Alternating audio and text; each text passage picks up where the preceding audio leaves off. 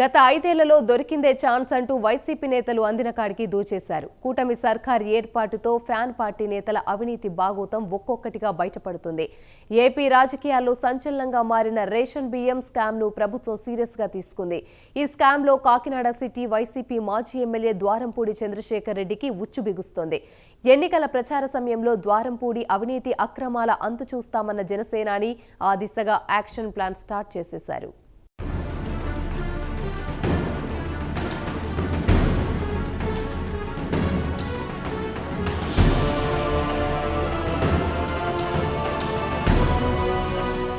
ఏపీలో కూటమి అధికార పగ్గాలు చేపట్టడంలో జనసేనాని కీ రోల్ పోషించారు. గోదావరి జిల్లాలతో పాటు ఉత్తరాంధ్రలో పవన్ కళ్యాణ్ ప్రభావం స్పష్టంగా కనిపించింది.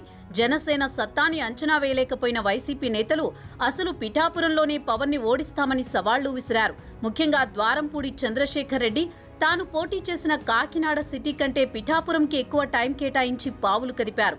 అయితే కాకినాడలోని ఆయన దారుణ పరాజయం చవిచూశారు.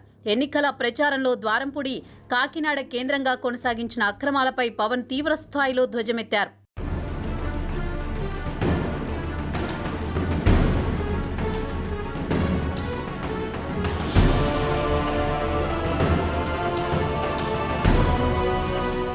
ఎన్నికల ప్రచారంలో భాగంగా జనసేన అధినేత పవన్ కళ్యాణ్ జగన్ ప్రభుత్వ ఏకపక్ష విధానాలను ప్రజల్లోకి తీసుకువెళ్లడంలో సక్సెస్ అయ్యారు. ప్రధానంగా ఉమ్మడి తూర్పు గోదావరి జిల్లాలో కాకినాడ సిటీ వైసీపీ ఎమ్మెల్యేగా ఉన్న ద్వారంపూడి చంద్రశేఖర్ రెడ్డి హవా చేస్తున్న అక్రమాలు, అతని అనుచరులు చేస్తున్న దోపిడీపై ఆయన తనదైన శైలిలో విరుచుకుపడ్డారు. అది పెద్ద కలకలమే రేపింది.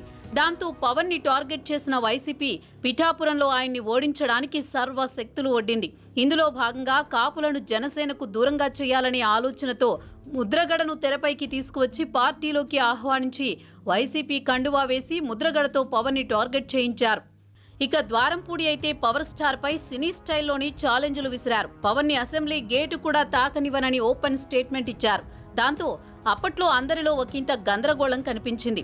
ద్వారంపూడి పిఠాపురంలో ముద్రగడతో కలిసి తిరుగుతుండడం, అక్కడే ఎక్కువ టైం కేటాయిస్తుండడంతో వైసీపీ వ్యూహాత్మకంగా ఏదో చేస్తుందన్న అనుమానాలు వ్యక్తమయ్యాయి. వంగా గీత చేతిలో పవన్ కళ్యాణ్ ఓడిపోవడం ఖాయమని అనుకున్నారు.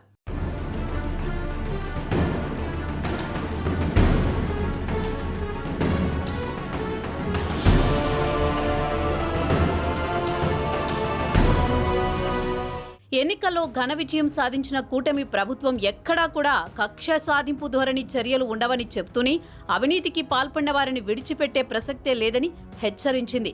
చట్టం తన పని తాను చేస్తుందని వెల్లడించింది. ఈ క్రమంలో పవన్ ద్వారంపూడిని టార్గెట్ చేస్తూ ఏ విధంగా ముందుకు వెళ్తారు అనే ప్రశ్నలు తలెత్తాయి.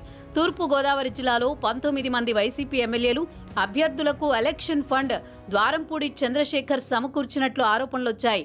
పౌర సరఫరాల చైర్మన్ గా తండ్రి Bhaskar Reddy, rice mill association అధ్యక్షుడిగా, సిండికేట్ లీడర్గా తమ్ముడు వీరభద్రారెడ్డి అప్పట్లో పనిచేశారు.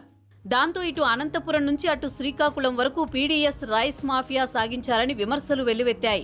ఏపీలో ప్రతి జిల్లా నుంచి పోర్టుకు వచ్చే వరకు తానే బాధ్యత తీసుకుని కొన్ని వేల మెట్రిక్ టన్నుల బియ్యాన్ని పోర్టు ద్వారా చైనా, సౌత్ ఆఫ్రికా వంటి దేశాలకు ఎగుమతి చేశారనే ఆరోపణలు చేస్తున్నారు.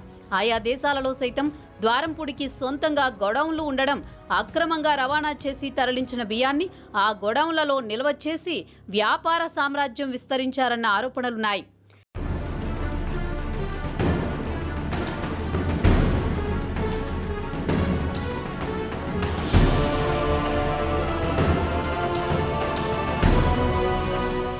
ఈ క్రమంలోనే ద్వారంపూడి చంద్రశేఖర్ రెడ్డి మూలాలపై జనసేనాని ఆపరేషన్ మొదలుపెట్టారా? ఎన్నికల ముందు ద్వారంపూడి అక్రమ బియ్యం వ్యాపారాన్ని పూర్తిగా వెలికి తీస్తానని సవాల్ విసిరిన పవన్ ఆ దిశగా ప్రయత్నాలు మొదలుపెట్టినట్లే కనిపిస్తున్నారు. ద్వారంపూడి అక్రమాలకు బయటకు తీసేందుకు పౌర సరఫరాల శాఖను ఏరికోరి జనసేన నేత నాదెండ్లకు తీసుకున్నారట. కాకినాడలోని 2 రోజుల పాటు పర్యటనలో భాగంగా మొదట జిల్లా కలెక్టర్, జేసీ సివిల్ సప్లై అధికారులతో సమీక్ష సమావేశం నిర్వహించిన నాదెండ్ల మనోహర్ ద్వారంపూడి అనుచరులకు సంబంధించి రైస్ మిల్లులు, గొడౌన్లపై ఆకస్మిక తనిఖీలు నిర్వహించి గొడౌన్ సీజ్ చేయమని అధికారులకు ఆదేశాలు జారీ చేయడం సంచలనంగా మారింది. 2 గొడౌన్లలో బియ్యాన్ని పరిశీలించి 4700 టన్నుల బియ్యాన్ని సీజ్ చేయించారు. బియ్యం శాంపిల్స్ పరీక్షల నిమిత్తం ల్యాబ్కి పంపించమని ఆదేశాలు జారీ చేశారు.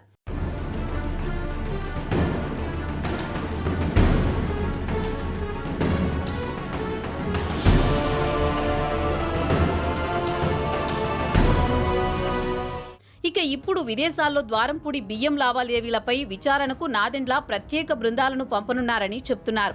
మొత్తానికి ద్వారంపూడి సామ్రాజ్యాన్ని కూల్చకపోతే నా పేరు పవన్ కళ్యాణ్ కాదంటూ సవాల్ చేసిన మాటను నిజం చేస్తూ జనసేనాని రంగంలోకి దిగారని, ఇక ద్వారంపూడి అవినీతి బాగోతం త్వరలోనే బట్టబయలు కానుందని జనసేన నేతలు చెబుతున్నారు.